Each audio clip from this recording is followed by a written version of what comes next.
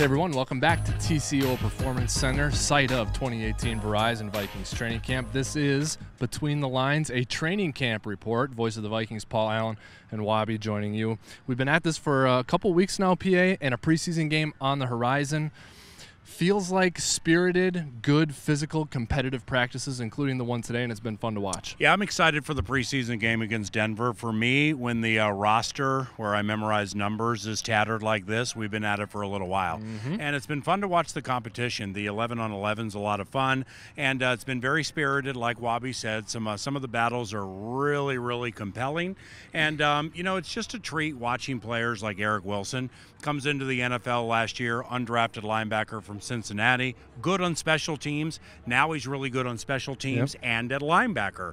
And it's just fun watching players progress and really embrace the moment. One man who has been embracing the moment here at training camp has been receiver Laquan Treadwell, who seems every time we're in a red zone drill, Laquan's in the end zone catching passes on somebody, and he's looked really good. Now, we've seen him look good before in practices, and we haven't seen it come onto the field as much as we've wanted. Maybe this is the time, though. Yeah, in my opinion, we really haven't seen it the way we're seeing it this year. I mean, when you have Adam Thielen and Stephon Diggs, they're going to get the lion's share of the receiver reps.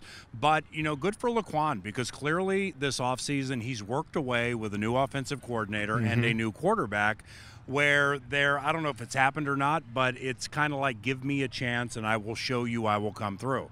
And he's coming through, specifically when they're in the red zone. I'm really excited to watch him in the preseason. Hopefully it translates to the regular season. I think a fellow member of that year's draft class, second-round pick Mackenzie Alexander, has had a nice training camp as well. Speaking of nice training camps, how about the running backs? Dalvin Cook, fun to watch him. And you tell me that Latavius looked good at the night practice on Saturday. So our running backs are looking pretty good. Well, when the offense has currently an offensive line that is in flux because of injuries, and that offensive line's going against this defense, you're going to look for certain things that are working well. And the running game, in my opinion, all training camps, specifically with that Saturday night with Latavius, I think the running game has been B+, A-, maybe an A. Right. Not just with Cook, but with Murray, Mike Boone, undrafted from Cincinnati. Can't wait to watch him in the preseason. So I really like what I'm seeing from the running game. And when there's so much new offensively, a lot of things are going to be a work in progress, and it all begins Saturday against Denver. Yeah, hey, the sudden and tragic passing of Tony Sparano right before training camp happened obviously was not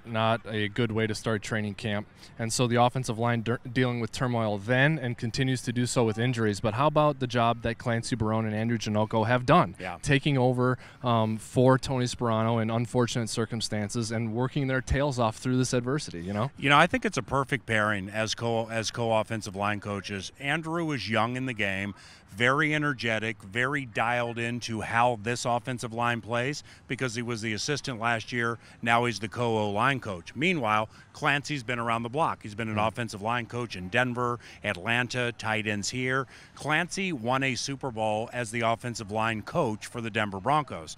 And on my radio show on KFAN, I recently chatted with Ryan Harris of Cretin-Durham Hall, who played for Clancy, and he had nothing but positive things to say about Clancy and his approach. So, unfortunately, they've had some injuries during camp, and it definitely is a work in progress. But you have a couple of really qualified guys who complement each other well to make it better. Come out to 2018 Verizon Vikings training camp. Tickets are free. Come out here and watch those guys work. It's fun to watch the offensive line and those position coaches. Speaking of fun to watch, the Denver Broncos and Vikings go at it in a preseason game. Finally, games are here, Paul. Yeah. You've been memorizing numbers and rosters, getting ready for the game call, which will be simulcast on the Vikings Radio Network and, of course, on Fox 9. So what are you looking forward to from the game on Saturday night? I'll be curious to see how the game operates, specifically early when Kirk Cousins and or Trevor Siemian is in. Likewise for Denver with Case Keenum, because both teams have offensive line injuries, so I don't think they're going to want to put their quarterbacks in peril. And these games are about the individual team. So I don't think the team's spending a ton of time on the Denver Broncos trying to find ways to necessarily beat the Broncos. They want to make themselves better. I want to watch all of the new guys and see how the rookies and the undrafted guys perform, because there are jobs at stake. Yeah. And these are wonderful careers, and you have a lot of very talented people going for them. All right, that's going to do it for the Between the Lines training camp report presented by Gatorade. On behalf of Voice of the Vikings, Paul Allen, I'm Wabi signing off for now. Stay tuned to Vikings.com for more training camp coverage.